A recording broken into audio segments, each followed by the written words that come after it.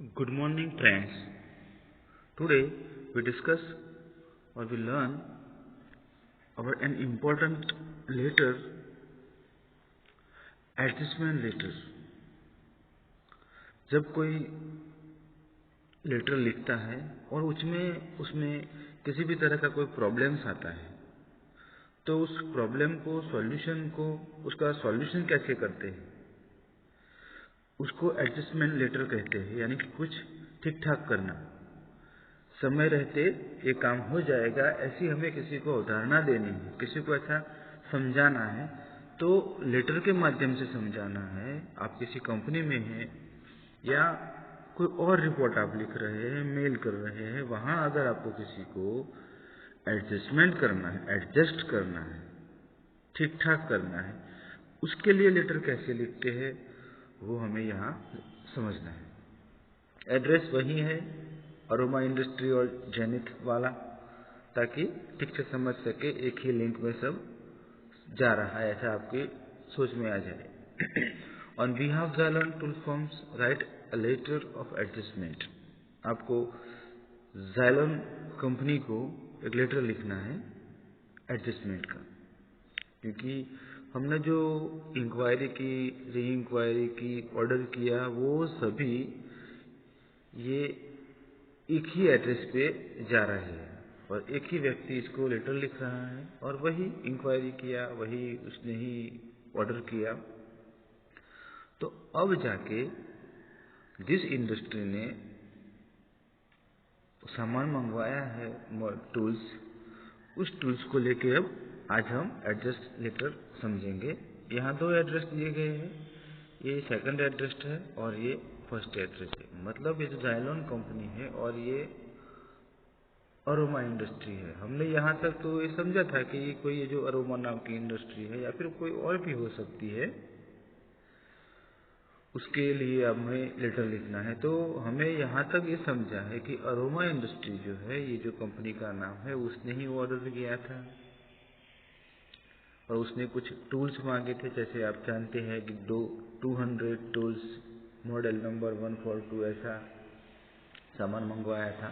लेकिन कुछ दिक्कत आ गई है, कुछ प्रॉब्लम आ गया है। उस प्रॉब्लम को मद्देनजर रखते हुए अब जिस कंपनी से सामान मंगवाया गया है, वो कंपनी अरोमा इंडस्ट्री को लेटर लिख रही है। यानी कि ज़ायलोन टूल्स फर्म जो है, वो जिस कंपनी ने उनसे सामान मंगवाया है, प्रोडक्ट्स मंगवाई है, उनको एक जवाब दे रहा है। तो सबसे पहले इन्होंने अपना नाम लिखा है, यानी मैं Xylon tools firm, Zenith road, Mumbai, और फिर रैंडमली डेट लिखी है। और किसको लिखा है?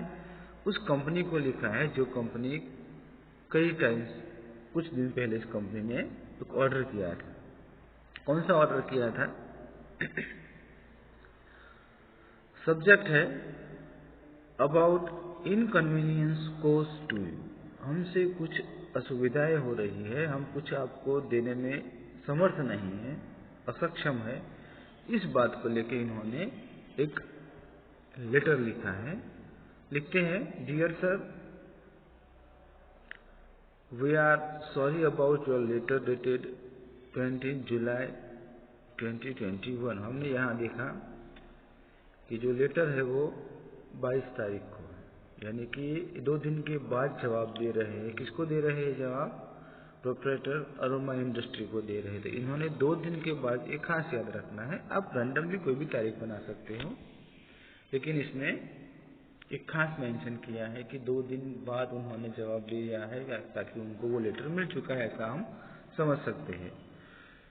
Informing about the delay in the execution, यहाँ INN है, आप सिर्फ इसको एक ही एन समझिएगा, प्रिंटिंग टाइप मिस्टेक हो गई है, वरना INN का मतलब तो गेस्ट हाउस हो जाता है।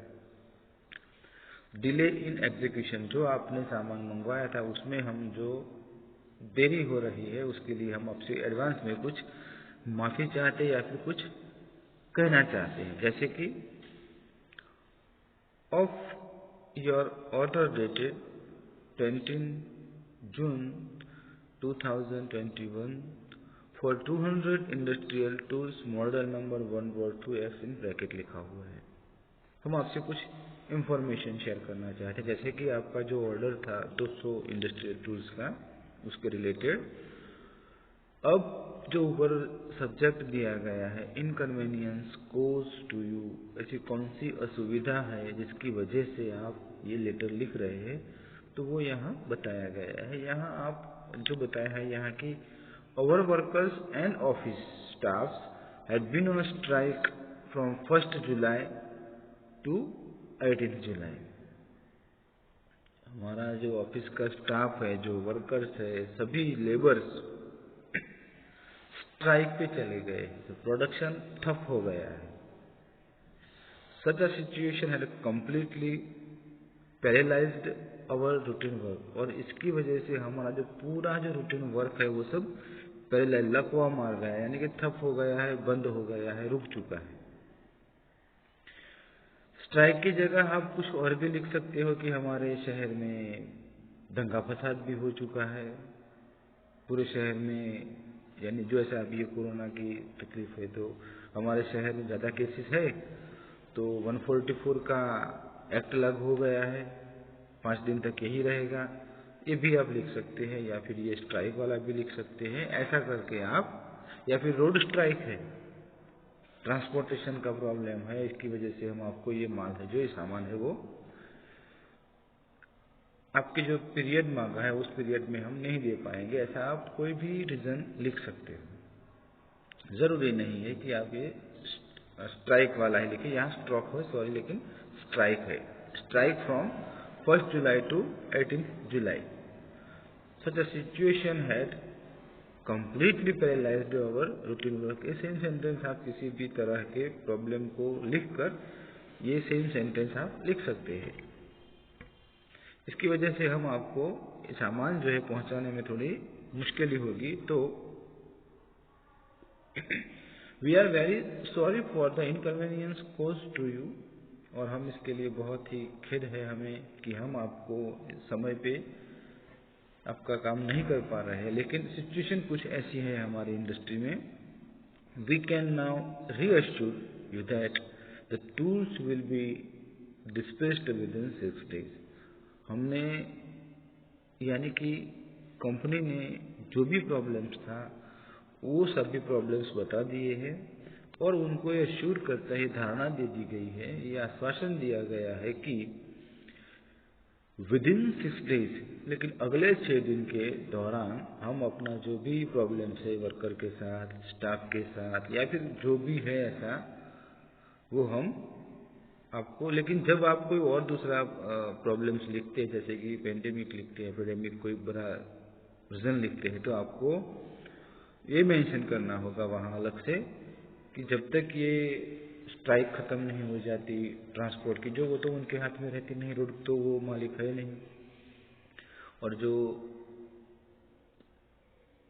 एपिडेमिक जो बड़ी बीमारी फैली हुई है समाज में वो भी वो ठीक नहीं कर पाते, तो वहाँ आपको अलग से रीजन लिखना पड़ेगा कि जब तक ये सब ठीक नहीं हो जाता तब तक हम आपको सामान नहीं पहुँचाएंगे। लेकिन अगर आप ये लिखते हैं तो you have solution, you can solution, so आप वहाँ यही लिखे तो बेहतर रहेगा कि we can now reassure that the tools will be dispatched within 6 days, कि हम अगले 6 दिन के अंदर आपको ये सामान पहुँचा देंगे, क्योंकि आपको ऐसे आश्वस्त करना है कि हम ये सिमट लेंगे।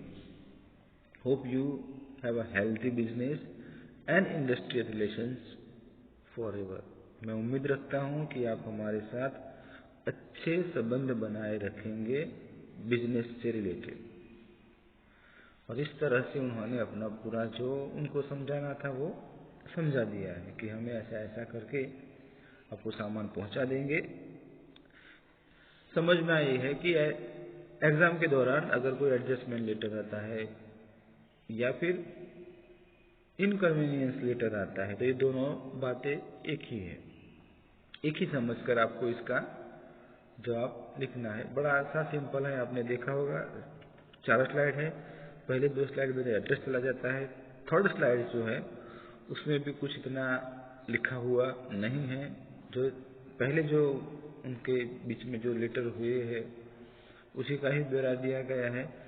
लास्ट में उन्होंने सिर्फ इतना बताया है कि our staff and workers on our strike, बस इतना ही बताया है। और इसकी वजह से हमारा जो सिस्टम है वो थोड़ा ठप हो गया है, क्योंकि आपको कारण भी तो बताना पड़ेगा कि क्यों, किस वजह से आपका ये आप सामान नहीं भेज रहे हैं। और लास्ट में उन्होंने बड़े से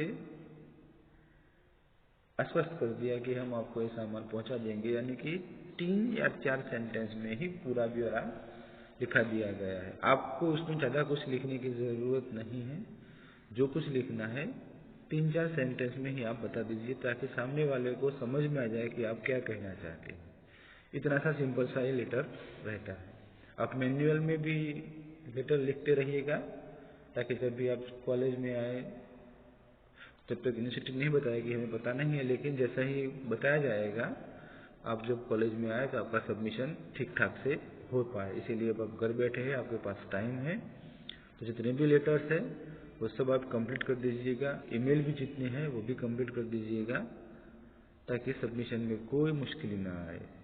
तब तक आप, मेरा भी गला खराब हो गया है पिछले 2-3 दिन से। आप भी अपना ख्याल रखिएगा, ठंड थोड़ी बढ़ चुकी है।